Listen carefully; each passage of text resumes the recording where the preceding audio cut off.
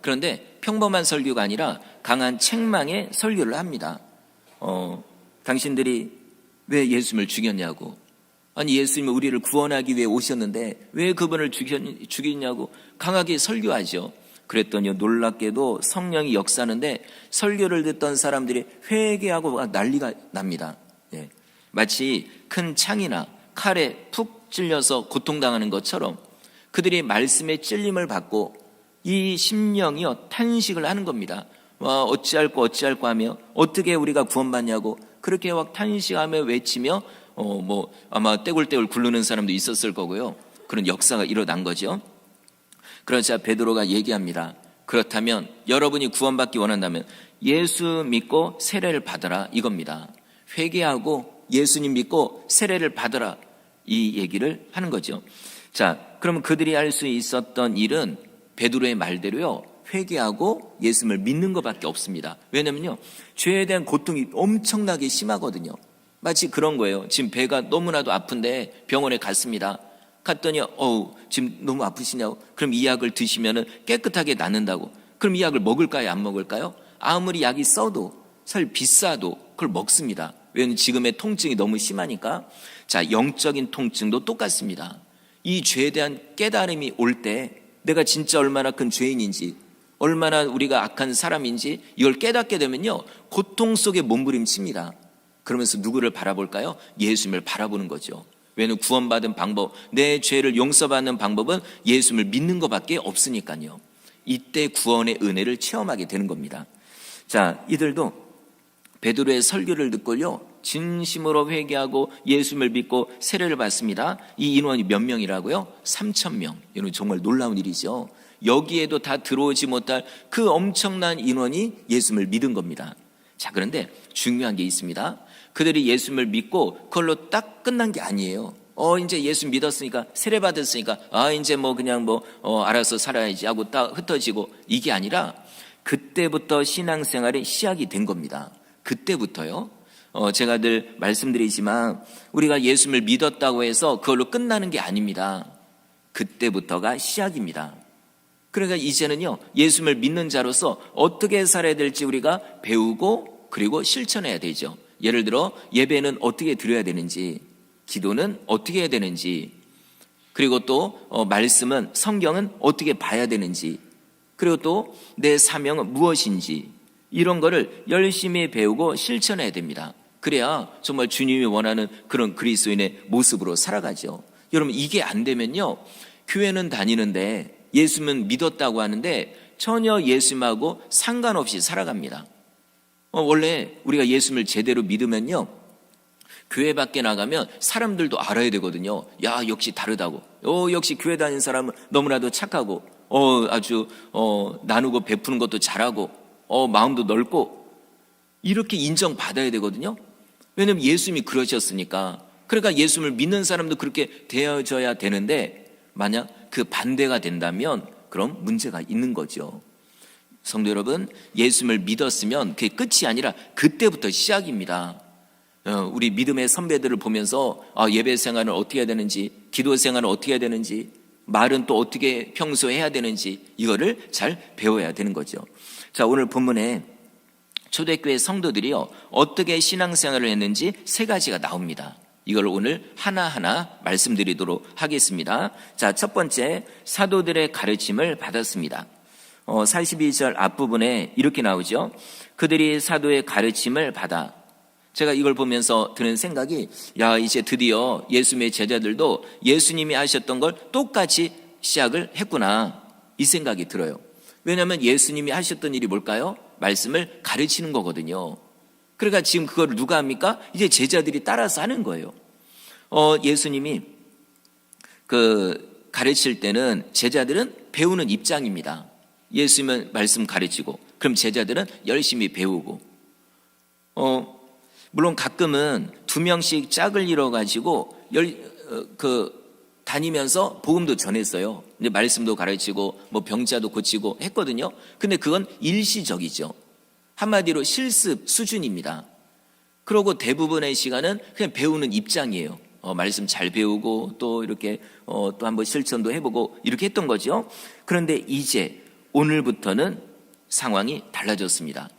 말씀을 배우는 입장에서 말씀을 가르치는 입장이 된 거죠. 그 계기가 딱 그 시점이 어떤 시점이냐면 오순절에 성령을 받은 바로 그 시점이거든요. 사실 예수님 제자들이 예수님께 배운 건 많이 있습니다. 3년 동안 많이 배웠죠.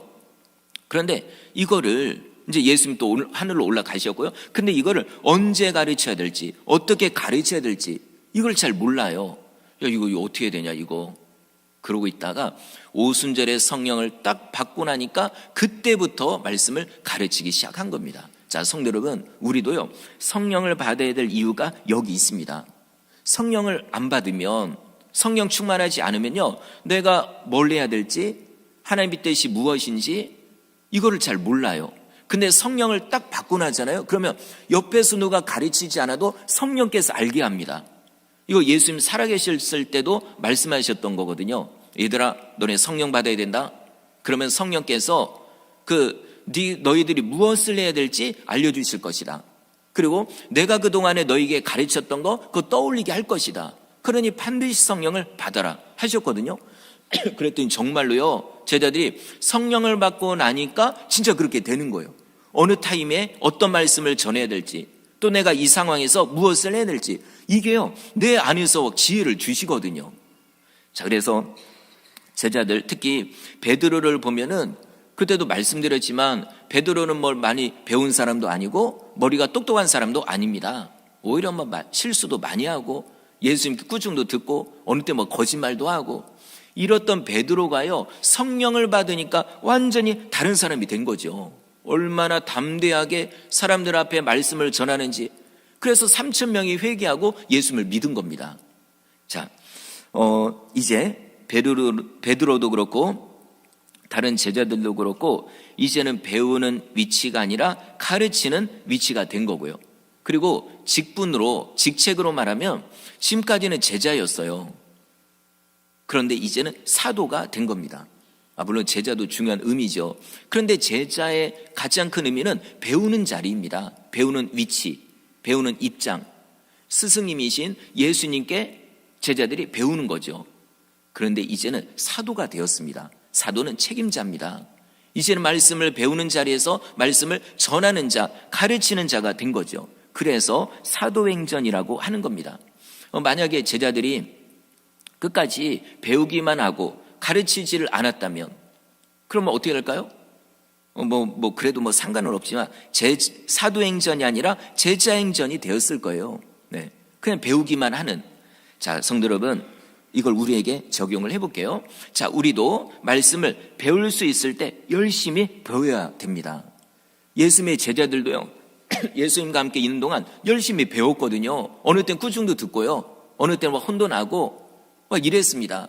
그래도 3년 동안 열심히 말씀을 배웠습니다.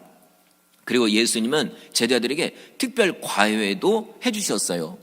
일단 전체가 모여있을 때 5,000명 그리고 몇만 명 이렇게 모여있을 때 공개적으로 얘기하셨죠.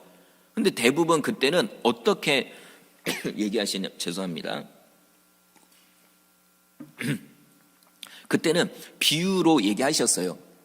직접적인 그런 얘기가 아니라 예를 들어 하늘을 날아다니는 새 그리고 이제 바다에 물고기나 죄송합니다. 갑자기 먼지 같은 게 딱 들어가면은 좀 이해하고 들어주시기 바랍니다. 그래서 눈에 보이는 것들로 이제 비유를 해서 얘기를 하셨어요. 근데 이거를 제자들이 있을 때는요 따로 모아다가 설명을 해주신 거예요. 얘들아, 그게 무슨 뜻인지 아냐? 이거는 이런 거고 저런 거는 저런 거다 얘기를 해주신 거예요. 자, 그럼 왜 따로 알려주셨을까요? 나중에 제자들도요 예수님처럼 말씀을 가르쳐야 되거든요. 그러니까 그때를 생각해서 특별 과외를 시켜주신 겁니다. 자, 성도 여러분, 우리도 말씀을 배울 수 있을 때 열심히 배워야 됩니다. 네. 집에서도 성경을 날마다 읽으시고요. 어떤 분은 성경 딱 덮어놓고 먼지가 쌓여서 성경 오랜만에 피려고 하면은 성경이 잘 안 벌려지고 이러면 안 됩니다. 집에서 성경 읽으셔야 됩니다. 그리고 교회 오셔서도요, 설교를 자꾸 들으셔야 돼요. 제가 온 지 8년째인데 새벽 시간, 수요 기도회, 금요 기도회, 예전에 주일 오후 이런 때 열심히 설교를 제가 했거든요. 이걸 다 따져보면요, 성경 전체를 한번 설교한 거하고 똑같아요. 어떤 거는 여러 번 반복이 된 것도 있고요. 그러니까 주일 예배만 드린 분하고 주중에도 참여한 분들하고요, 성경을 들은 게, 설교를 들은 게 하늘과 땅 차이입니다. 그렇다고 모든 성도님들이 주중에도 직장에도 안 가고 와야 되냐? 그건 아니에요. 그래도 이게 말씀을 배울 수 있을 때 열심히 배워야 됩니다. 진짜 어떤 분들은 사모하는 마음이 있는 거예요. 새가족인데도 성경을 읽고, 제가 지금 기억나는 게 예전에 교회에 있을 때 그 분이 이제 교회 여자 집사님의 아버지예요. 근데 이 아버지가요, 불교에 완전 심취했던 분이에요. 불교 평신도에서 완전 최고의 그 정도까지요. 그냥 반야심경 이런 거 해가지고, 우리로 말하면 성경 여기에다가요, 그냥 불교 이걸요 달달 외울 정도로요. 완전 그걸 꿰뚫고 있는. 근데요, 놀랍게도 이분이 딸이 엄청 기도했죠. 이분이 예수님을 믿게 된 겁니다. 여러분, 신기하게도요, 예수님을 믿은 다음에도요, 얼마나 이제는 성경을 파고드는지 날마다 성경이 읽는 거예요. 연세가 있으시거든요. 나중에 잘 안 보여요. 그래 어떻게 하냐면 듣는 거라도 난 듣겠다고. 그래가지고 설교 이렇게 낭독하는 거 있거든요. 들을 수 있습니다. 이거를 매번 듣는 거예요. 그러면서 깨달은 거죠. 야, 내가 여태까지 이 허황된 걸 믿고 있었구나. 그러면서요, 이분이 성경 말씀을 안 다음에 불교 법전을 이제는 분석을 하는 겁니다. 그랬더니 내가 여태까지 뭘 믿은 건가? 완전히 이게 모순에다가 이거 다 설교 이게 보니까 요즘 유튜브로 검색을 다 하더라고요. 이거 여러분, 다 이게 검색을 해가지고, 지난번에 몇 주 전에 제가 영화 한번 제가 이렇게 많이 보시라고 이렇게 했는데, 이게 유튜브로 검색이 걸려가지고 그 설교 없어졌습니다. 이 무섭더라고요. 자, 어쨌든 여러분, 그분도요, 예수님을 믿고 나니까 성경을 파고듭니다. 그러니까 깨닫거든요. 무엇이 옳은지 무엇이 그른지를 깨닫습니다. 성도 여러분, 우리도 말씀을 최대한 열심히 말씀을 배워야 됩니다. 그리고 우리가 맨날 배우기만 해서는 안 되거든요. 때가 되면 가르치는 자가 돼야 됩니다. 그래서 어떤 분은 처음에 평신도인데 나중에 예수 믿고 은혜 받고 이제 부르심을 받은 거예요. 그래서 목사님이 되는 경우도 있어요. 장로님까지 하시다가 연세도 있으신데 나중에 목사님이 돼서 말씀을 가르치는 분도 있고요. 어떤 분은 교회학교 교사로서 어린이들을 아주 재미있게, 아주 지혜롭게 말씀을 가르치기도 하고요. 어떤 분은 목장 리더로서 목장 모임을 할 때 이걸 잘 열심히 준비해서, 또 지금도 기억나는 게, 제가 교육자, 목회자잖아요. 그래서 우리 이제 예전에 청년들 모아두고, 그래서 이제 제가 성경 공부를 가르치려고 이제 딱 노트를 이렇게 준비했죠. 근데 깜짝 놀란 게, 그 중에 한 명 청년이요, 본인도 이제 준비를 한 거예요. 배우는 입장인데도. 근데 저보다 더 많이 준비했더라고요. 야, 이게 역시 이게 목회자라서 더 많이 하고 더 잘하고 이게 아니더라고요. 사모하면 됩니다. 요즘에 인터넷 자료가 얼마나 많나요? 잘 모르시면 AI, 그죠? 물어보면 대답 잘 해줍니다. 그것도 거기로 하면 우리 어느 정도 알 수 있거든요. 성도 여러분, 말씀을 열심히 배우십시오. 그래서 나중에 때가 되면 열심히 가르치십시오. 여러분, 집에서도 아이들 가르칠 수 있어요. 근데 엄마 아빠인 내가 성경도 안 읽고 설교도 안 듣고 성경을 잘 모르고 그렇게 어떻게 아이들을 가르칩니까? 아이들이 정말 잘 되길 원한다면, 하나님께 정말 붙잡힌 바 되어서 하나님께 귀하게 쓰임받기를 원한다면, 부모인 내가 말씀을 알고 가르쳐야죠. 엄마 아빠 이거 뭐예요? 물어보면 모르겠는데. 야, 교회에서 그런 거 왜 나한테 물어보냐고. 교회 목사님한테 물어보냐. 그러지 마시고 일단은 집에서 우리 부모님이 가르쳐야죠. 그죠? 그래 아이들이 보고, 야, 우리 엄마 아빠 최고다. 자, 이렇게 돼야 됩니다. 그래서 말씀을 잘 배워야 되는데, 자, 한 가지 여기서 더 말씀드릴 거는, 예수님의 제자들이 12명이잖아요. 그런데 3년 동안 이 열심히 말씀을 배운 제자들이 있는 반면에 달랑 한 명은 다릅니다. 참 신기하죠. 아니 똑같은 자리에서 똑같이 예수님의 말씀을 배웠습니다. 그리고요 12명에 뽑혔다는 거 특별한 특권입니다. 원래 예수님 따라다니는 제자들 많았거든요. 70명도 있었고요.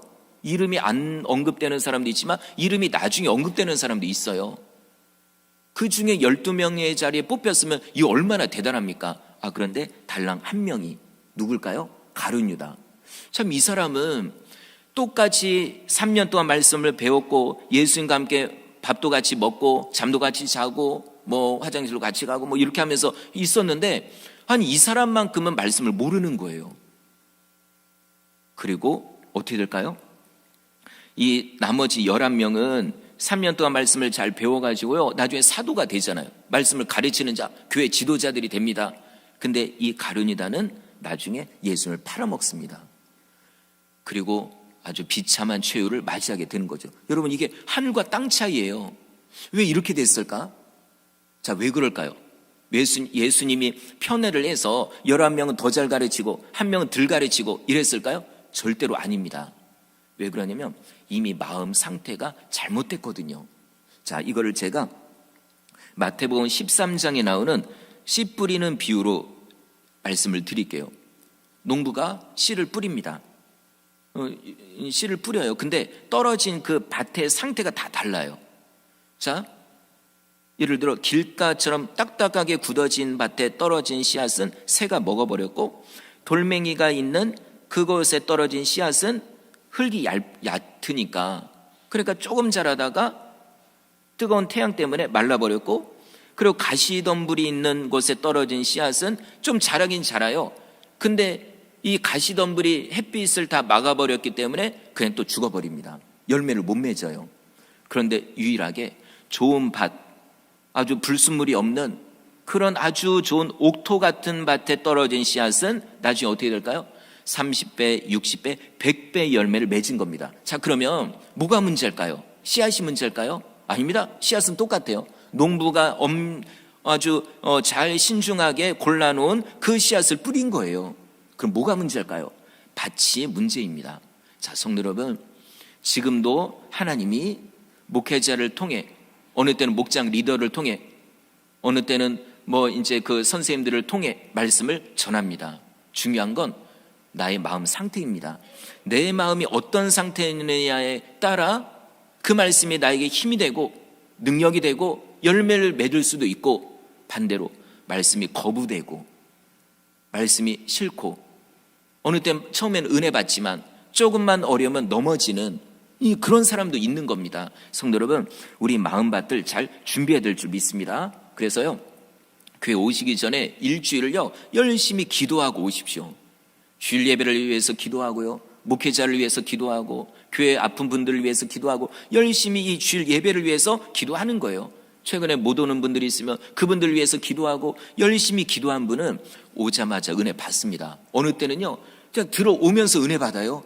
어느 때는 앉아가지고 주여 할 때 이미 막 눈물이 떨어집니다. 그리고 설교 듣다가 힘이 생기고요 어느 때는 병도 떠나가는 것 같아요. 실제로 그런 역사가 또 있고요. 마음이 준비되었으니까. 그리고 교회 오실 때 일찍 오시기 바랍니다. 왜냐하면 허둥지둥 이렇게 늦게 오시면은 물론 이제 어쩌다 늦을 수는 있지만 근데 습관적으로 혹시 늦는 분들이 있으면 이건 빨리 고쳐야 됩니다. 왜냐하면 그냥 늦게 오셔서 이렇게 이제 이러고 있으면은요 머릿속이 너무 복잡해요. 그리고 조금 전에 뭔 일이 있었어요. 그럼 그 생각이 떠나지 않아요? 그럼 설교를 들어도 눈은 저를 보고 있는데 생각이 이제 다른 생각을 하는 거죠. 그 은혜를 못 받습니다. 자, 마음 준비를 할 수 있도록 교회 일찍 오셔서 기도로 준비하는 거죠. 성경 본문도 미리 한번 읽어보고요. 그리고 오늘 광고는 뭐가 있나, 그리고 또 오늘 설교 제목은 무엇이고 찬송 무언가 미리 찾아보고 기도 준비하고 이러면요 은혜 받습니다. 자, 우리 마음밭을 잘 준비하시길 바랍니다. 자, 그 다음 큰 두 번째, 초대교회 성도들은 서로 친밀하게 교제했습니다. 42절 중간에 이렇게 돼 있죠. 서로 교제하고 떡을 떼며. 오늘은 먹는 얘기 되게 중요합니다. 밥을 같이 먹는 거 이거 진짜로 중요해요. 그래서 우리가 가족을 가리켜 또 뭐라고 하죠? 식구. 한자로 따지면 먹을 식, 입구. 같이 먹는 사람, 이게 가족인 거예요. 이게 진짜 중요합니다.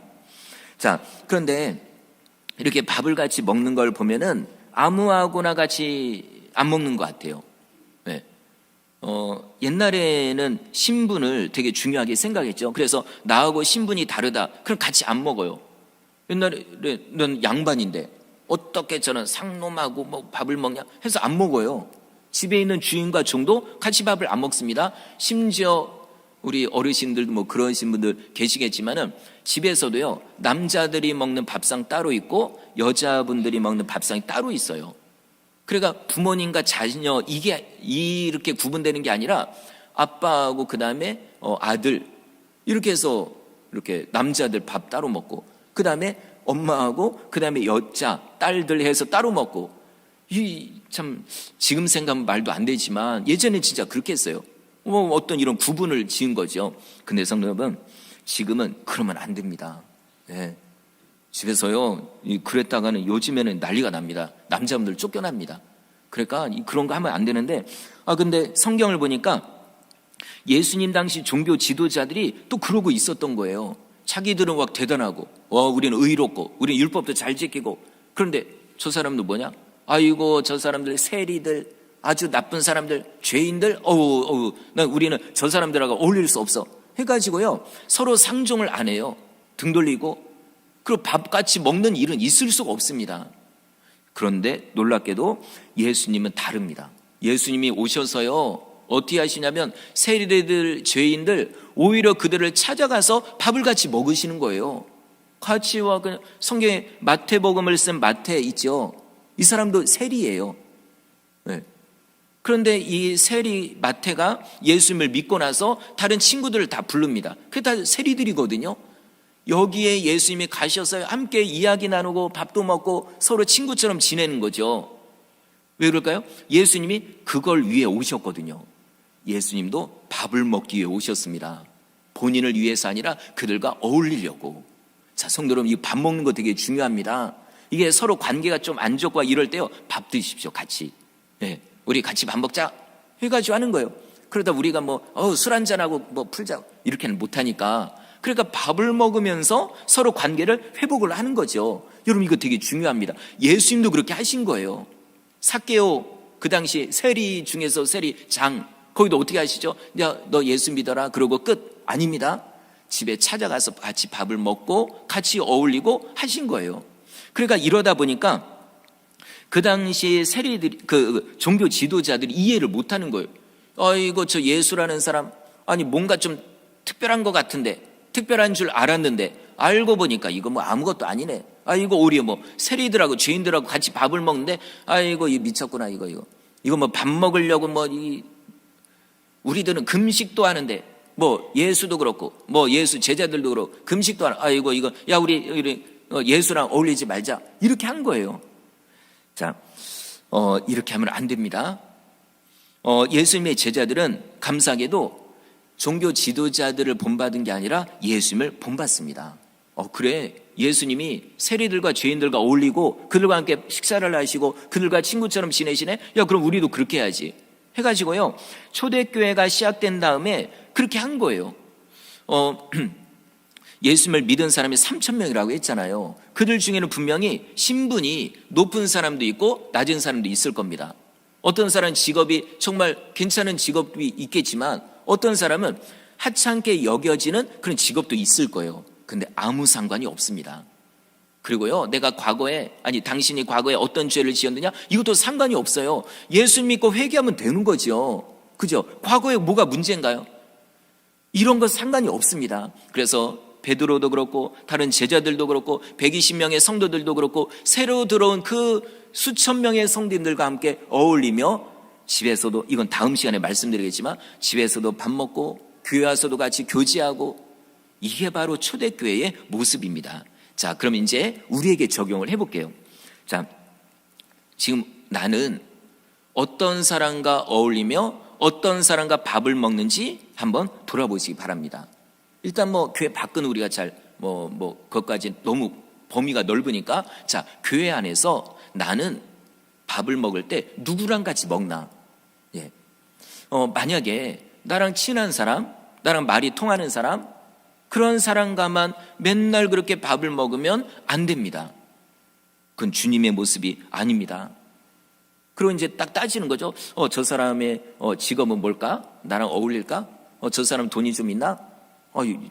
돈도 없고 너무 가난한. 그럼 뭐야? 나만 밥 사줘야 되고.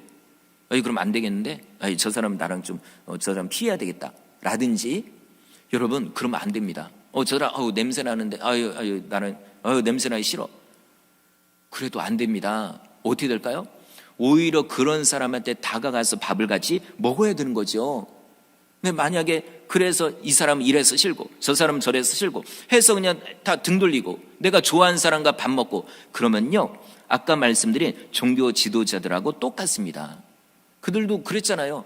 우리 세리들은 싫어, 죄인들은 싫어, 우리는 얼마나 거룩한데, 야 입고 있는 옷 좀 봐라, 우리는 이런데 저 사람 뭐야, 냄새나, 싫어. 여러분, 그거하고요 우리하고 똑같은 거죠. 만약에 사람을 구분해 가지고 등 돌리면요, 자, 직접적으로 한번 또 적용을 하면은 우리 주일 점심 때 식사하잖아요. 그죠? 이거 몇 달 전에 말씀드렸죠. 자, 주일에 식사할 때 아는 사람끼리만 먹으면 안 됩니다. 예. 그러면 안 돼요. 이렇게 식사하러 갔을 때요, 뭘 봐야 될까요? 혹시 외롭게 혼자 식사하고 있는 분은 누굴까? 교회 새로 오셨는데 보니까 얼굴을 잘 못 봤던 것 같아요. 왜냐면 우리가 1부 예배 오는 성도, 2부 예배 오는 성도가 또 이렇게 또 다른 분도 있으니까, 그러면 저분 모르는데 이걸 피해야지. 그러지 마십시오. 특히 우리 중직자분들은 그러면 안 됩니다. 오히려 외롭게 혼자 식사하고 있는 분이 있으면 그분한테 가셔서 그분과 함께 식사를 하십시오. 혹시 몰라요, 우리가 다 외면해 가지고 새 가족이 이렇게 교회 오셨어요. 그래서 주일 점심 먹을 수 있구나 해서 이렇게 먹는데 아무도 나한테 관심을 안 가져요. 그러니까 부부끼리만, 아니면 그때는 혼자만 밥 먹다가 몇 주를 이렇게 하다 보니까 너무 그런 거예요. 그래서 만약에 그분이 교회를 떠났다면 누구의 책임일까요? 물론 우리 모두의 책임이지만 자기들끼리 밥 먹은 사람들의 책임입니다. 예. 여러분, 그럼 안 됩니다. 이게 실질적인 거예요. 정말 이거 되게 어떻게 보면 그냥 우리가 외면하고 넘어갔던 건데 이게 진짜 실질적인 문제입니다. 우리는 그러면 안 됩니다. 이제는 식사하러 가실 때도 내가 누구랑 먹어야 될까 한번 봐가지고요, 그런 분들하고 같이 가서 먹으십시오. 그리고 카페에서도 마찬가지입니다. 우리 교회 왜 지금 카페를 몇 년 전에 돈 들여서 카페 새로 꾸미고 그리고 로비에다가 의자도 놓고 왜 했을까요? 우리 장님들은 아시죠? 새 가족을 위해서거든요. 제가 교회 처음부터 생각한 거예요. 우리 교회 새로운 분이 오시면 뭘 볼까? 그 시점을 한번 생각을 해봤어요. 그래도 먼저 주차하는 거. 그래서 제가 말씀드리잖아요. 우리 중직자분들은 차량을 다른 데다가 주차해달라고요. 왜냐면 내 차를요, 다른 데다가 주차하면은 최소한 한 명은 여기도 주차할 수 있잖아요. 그죠? 이것도 사소한 것 같은데 중요한 겁니다. 몸이 물론 불편하시거나 뭐 예외는 있어요. 근데 그게 아니라면 멀리에다가 주차하시고, 그리고 우리 여기는 서울처럼요, 주차 잘못했다고 난리 나고 이러지 않잖아요. 그러니까 멀리에다 좀 주차하고 좀 걸어오고, 자, 그래서 새 가족이 먼저 주차장부터 봅니다. 그리고 들어와서 로비를 보죠. 그리고 나를 맞이하는 새 가족 위원이나 그리고 안내위원분들을 봅니다. 그래서 우리가 새 가족 위원회도 만들어 놓고 이렇게 안내도 하는 거죠. 그리고 또 이제 의자요. 네, 로비에 있는 의자. 이제 그래요, 식사까지 하고 이렇게 했어요. 그래도 이제 오후 예배도 한번 드려볼까? 뭐 오후 예배까지 아니어도 그래도 이제 커피 한 잔, 우리 교회 커피가 맛있으니까. 근데 이제 딱 커피를 딱 뽑아가지고 하니까 앉을 데가 없다. 그럼 이것도 안 됩니다. 우리 성도님들이 앉아 계시다가도요, 눈치를 이렇게 보십시오. 이렇게 한번 둘러보십시오. 그래서 처음 보는 분이 커피를 딱 탔어요. 근데 여기 보니까 앉을 공간이 없어요. 어떻게 될까요? 일어나야죠. 그죠? 그래가지고 여기 성도님 여기 앉으시라고 해서 대화를 같이 한다든지 교제를 한다든지 이렇게 하는 게 이게 맞습니다. 성도 여러분, 눈을 떠서 옆을 보십시오. 네. 특히 새 가족분이나 아니면 진짜 오랜만에 오셨거나 아니면은 교회를 오래 다니긴 했는데 좀 외롭게 다니는 분이 있으면 다 가십시오.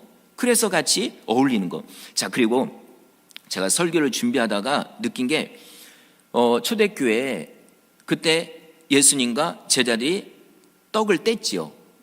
그거를 가리켜 성찬식이라고 합니다. 성찬. 그럼 우리 교회도 1년에 2번씩 성찬식을 하잖아요. 아주 거룩하게. 또 이제 떡도 해놓고, 그 다음에 이제 포도주도 이렇게 해놓고, 뭐 이제 성경 읽고, 낭독하고, 뭐 이렇게 해서 하잖아요. 근데 이거를요, 수백 번을 해도 만약에 내가 평소에 남들과 식사를 잘 안 하고, 외면하고, 종교 지도자들처럼 그렇게 했다면요, 성찬식 수백 번 해도 소용없습니다. 사실 성찬식은 뭐냐면, 성찬식 어떻게 보면 안 해도 돼요, 여러분.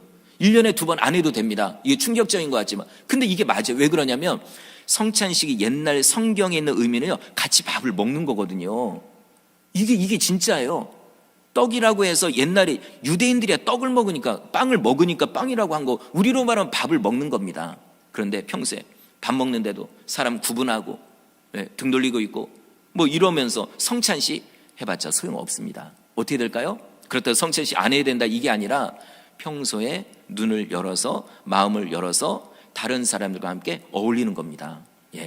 나랑 친한 사람과만 그렇게 하지 마시고 다른 성도와 어울리고, 그렇게 해서 새 가족이 오셨을 때 정말 따뜻한 사랑을 느끼고, 정말 우리 교회는 정말 이 새 가족에 대해서 정말 관심이 많구나, 이런 마음을 느끼게 하는 게 바로 우리의 사명입니다. 자, 이래서 이게 또 두 번째 중요한 거고요. 그다음 마지막 세 번째는 성도들이 기도에 힘썼습니다. 42절 뒷부분인데요, 오로지 기도하기를 힘쓰니라. 이걸 보면서 또 드는 생각이, 그렇구나, 기도는 기도를 낳고 또 기도는 기도를 낳는구나. 성경을 보십시오. 기도하는 내용이 꽉 차 있습니다. 예수님도 늘 기도하는 모습을 보이셨고, 예수님의 제자들도 예수님처럼 늘 기도했습니다. 열심히 기도하고 또 기도하고 또 기도하고, 그죠? 이게 바로 성도의 모습이고 교회의 모습입니다. 자, 그러다 보니까 오순절에 열심히 기도하다가 성령을 받았어요. 그땐 120명. 그러다가 이제 베드로 설교를 듣고 3,000명이 예수 믿었죠. 그럼 그들이 또 뭐 했을까요? 바로 기도한 겁니다. 여러분, 기도는 기도를 낳고 기도는 또 기도를 낳습니다. 그래야 교회가 부흥하고 교회가 쭉 이어져 가는 거죠. 그런데 기도가 딱 중단되는 그 시점부터 교회는 무너집니다. 교회는 자꾸 진보하는 게 아니라 퇴보하게 되는 거죠. 성도 여러분, 늘 말씀드리지만 진짜 우리는 기도해야 됩니다.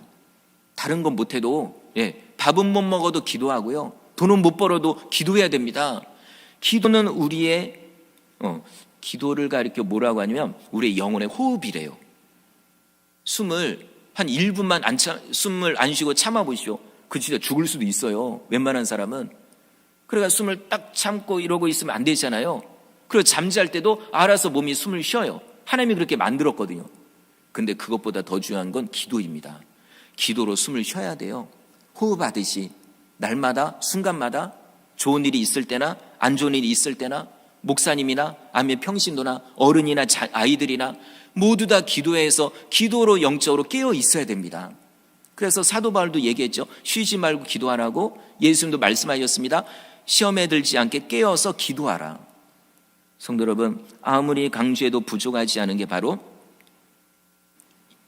아무리 강조해도 부족하지 않은 거, 그게 바로 기도입니다. 우리 교회도 새가족분들 중에 보니까 기도에 열심히 하시더라고요. 저는 최근에 또 느낀 거예요. 저분이 교회 오셔서 이렇게 은혜 받고 막 열심히 하는데, 어떻게 저렇게 열심히 하실까 했더니요, 알고 보니까 기도하고 계시더라고요. 저는 몰랐어요. 자, 어떤 분은 새 가족인데 새벽에 기도하는 분도 계십니다. 어떤 분은 올 수 있는 시간이 안 되니까, 그러니까 인터넷으로라도 그 시간에 기도를 하는 거예요. 설교를 듣고. 어떤 분은 주중에도 오시고요. 어떤 분은 교회 못 오시니까 집에서 기도하고, 그 다음에 직장에서 기도하고, 그렇더라고요, 진짜로요. 그 은혜 받고 하는 이런 모든 부분들이 밑에 보니까 기도가 있더라고요. 기도하니까 은혜 받고, 기도하니까 성령 충만하고, 기도하니까 더 신앙생활이 기쁘고 즐거운 겁니다. 성도 여러분, 기도하시기 바랍니다. 어느 때는요, 사실 기도하기 싫죠. 몸이 막 피곤할 때, 그때 어떻게 될까요? 그래도 기도해야 됩니다. 병원에 예를 들어 내가 아파서 병원에 갔어요. 정말 밥 입맛도 없고 정말 먹기가 싫고, 그럼 의사분이 뭐라고 할까요? 그럼 드시지 마십시오. 예. 아유, 뭐 드시기 싫은데 드시지 마십시오. 이런 의사분 있나요? 없습니다. 어떻게든 먹으라고 하죠. 그죠? 진짜 입으로 안 들어가면은 그 링거 꽂아서라도 그렇게 해서도 몸에 영양분을 공급합니다. 여러분, 똑같습니다. 기도하기 싫을 때도 있죠. 피곤할 때도 있습니다. 그래도 어떻게 될까요? 몸부림치면서라도 기도해야 됩니다. 진짜 기도의 줄은 절대로 놓치면 안 됩니다. 예수님도 얼마나 피곤하셨나요? 진짜 뭐 이제 사순절 새벽 기도회 때 이제 그거 말씀드리겠지만은 예수님 진짜 피곤하셨거든요. 진짜 너무 피곤하고, 그래도 어떻게 합니까? 어느 때는 새벽 일찍 일어나서 기도하실 때도 있고, 어느 때는 밤새도록 기도하실 때도 있고, 그렇게 하시는 거예요. 그게 있었기 때문에 마지막까지 사명을 감당한 겁니다. 어느 때는 겟세마네 동산에서 죽도록 기도하시고, 그러니까 그걸 누가 본받았냐면 제자들이 본받은 거죠. 여러분, 제자들도요, 예수님하고 같이 지낼 때 진짜로 피곤했거든요. 근데 자꾸 예수님이 끌고 다녀요. 나를 기도하라고. 그냥 막 힘든데도, 어느 때는 그 12명 제자들이 있고, 그런데 그 중에 3명을 딱 뽑아가지고 나랑 같이 산으로 올라가지요. 뭐 등산하자고 가자고 하셨을까요? 기도하려고. 아이고, 왜 또 나냐? 아이고, 다른 제자들도 있는데 왜 나냐? 아마 이런 마음 들었을지도 몰라요. 그래도 가자고 하니까 이제 끌려간 겁니다. 올라가서 예수면 기도하는데 나는 너무 피곤해가지고 비몽사몽이에요. 근데 여러분, 중요한 게 있습니다. 억지로라도 기도하다가 어떤 체험을 할까요? 예수님이 정말 예수님의 이런 몸이 아니라 정말 하늘에 계신 그 정말 하나님의 아들의 모습으로 완전히 바뀌는, 이걸 거기서 눈으로 본 거예요. 정신 완전히 깜짝 놀란 거죠. 여러분, 힘들더라도 피곤하더라도 예수님과 함께 기도할 때 이런 체험을 합니다. 저도 그런 것 같아요. 이런 영적인 체험이 그냥 평소에 일어나는 게 아니라 어느 때는 힘들도록 봉사했을 때, 지칠 정도로 어떤 주의를 했을 때, 그때 몸은 완전히 다운 상태예요. 근데 그때 은혜를 체험하더라고요. 이때도요, 변화산에서 예수님의 모습을 직접 본 거는 그 3명입니다. 피곤한데도 끌려 올라갔던 그 제자들이죠. 근데 그것뿐만 아니죠. 나중에 겟세마네 동산, 물론 매번 갔던 데지만 그날은 예수님이 목숨 걸고 기도하잖아요. 그때 또 3명 끌려갔습니다. 예. 제가 우리 중직자분들 자주 말씀드리잖아요. 우리 중직자분들은 기도해야 된다고. 그게 그냥 하는 얘기가 아니에요. 결국에 뭡니까? 피곤해도 기도하면 은혜를 체험하거든요. 예. 또 복을 받거든요. 자, 겟세마네 동산 올라갈 때도요, 또 나냐? 아이고, 또 끌려간다. 진짜 올라가가지고 기도가 되나요? 피곤해가지고 비몽사몽이죠. 이렇게 예수님은 기도하시다가 눈물 흘리며 땀을 흘리며 기도하시다가 와보니까 졸고 있어요. 그래서 깨우죠. 야, 시험에 들면 안 되니까 기도해라. 그래서 또 예수님 또 가서 기도합니다. 그런지 제자들 또 졸려요. 그래서 이게 몇 번이요? 3번이나 그런 거예요. 근데 여러분, 이게 특별한 체험입니다. 왜 그러냐면 나중에 그들도 예수님처럼 그런 고난을 당하거든요. 그때 그 고난을 이길 수 있었던, 극복할 수 있었던 비결은 뭘까요? 예수님이 기도하셨던 걸 본 거예요. 그 체험. 그때 맞아. 예수님 그때 눈물 흘리며 기도하셨고 땀을 뻘뻘 흘리며 기도하셨는데, 그래서 사명을 감당하셨지. 그럼 나도 그렇게 해야 되겠다. 그래서요, 열심히 기도하고, 베드로도 나중에 감옥에 갇히죠. 그래도 흔들리지 않습니다. 그래도 기도합니다. 여러분, 이겁니다. 자, 성도 여러분, 우리도요, 기도해야 됩니다. 예, 정말 몸부림치며 기도하시고, 뭐 너무 바쁘시면 못 오시지만 그래도 한번 돌아보시죠. 내가 주중에 못 오는, 교회 못 오는 이유가 뭘까? 맞아. 그 시간에 직장에 있지. 그럼 못 오시죠. 그래, 나 몸이 지금 아프잖아. 그럼 못 오시죠.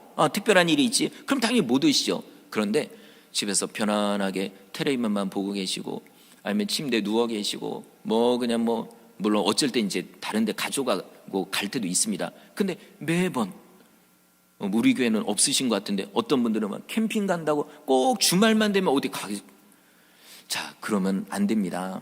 정말 우리는요, 사명감을 가지고 기도해야 됩니다. 어떤 큰 문제가 있어서가 아니라 우리가 평소에 기도하면요, 어떤 문제가 터지기 전에 하나님이 알려주고, 신기하게도요, 성령께 내가 기도하니까, 영적으로 깨어있으니까 성령의 이 역사를 민감하게 알아요. 이상합니다. 이거 왜 그럴까? 지금까지 뭐 문제가 있는 건 아니에요. 근데 이상하게 마음이 상하거나 뭔가 이래요. 그래서 기도합니다. 그럼요, 피할 길을 열어주십니다. 아니면 그 어려움이 생겨도요, 감당할 수 있는 힘을 하나님이 주시거든요. 이게 기도한 사람과 기도하지 않은 사람의 차이입니다. 그리고요, 우리 자신만 바라볼 게 아니라 우리 옆에를 보십시오. 지금도 지쳐있는 영혼들, 몸이 아파서 힘들어하는 분들, 외로운 분들, 이분들 어떻게 될까요? 나는 상관없는데, 이러지 마시고 다가가서 아까 말씀드린 것처럼 밥을 같이 먹으시든지, 아니면은 좀 옆에서 위로의 말을 한다든지, 아니면은 정말 그분을 위해서 열심히 중보기도를 한다든지 하는 거예요. 이런 일들, 우리 교회도 지금 이런 일들이 많이 일어나고 있거든요. 진짜 이거 나중에 말씀드리겠지만 너무 뿌듯하고 너무 감사하고, 여러분 저 혼자 우리 성도님들 다 어떻게 못합니다. 그러니까 우리 성도님들이요, 딱 붙어가지고 누가 힘들다, 누가 어렵다, 그럼 붙어가지고 하는 거예요. 여러분, 그러려고 교회가 있는 겁니다. 그게 교회가 있는 이유예요. 목적입니다. 절대로 우리는 신앙생활 혼자 할 수 없습니다. 어떤 분은 요즘 그래요. 요즘 이제 시대적인 분위기가 그냥 몰래 교회 다니고 그냥 간섭 안 받고 그냥 교회 다니고, 그럼 안 돼요. 이거 위험합니다. 진짜 이거 위험해요. 왜냐면 내가 진짜 어려움을 딱 당했을 때 이거 누가 도와줍니까? 하나님은 사람을 통해 도와주십니다. 근데 나 혼자 이렇게 이러면은요, 내가 어떤 어려움이 있을 때 하소연할 때도 없고 도움을 요청할 때도 없어요. 그러니까 평소에 교제하십시오. 마음을 열고 이 사람과 어울리고 저 사람과 어울리고, 그리고 또 우리도 그런 분들이 있으면, 외로운 분들이 있으면 다가가서 도와주는 거죠. 이렇게 할 때 우리는 이 어려움을 이겨나갈 수 있습니다. 자, 말씀을 마치겠습니다. 3,000명이 예수님을 믿고 구원받았습니다. 근데 그걸로 끝이 아니죠.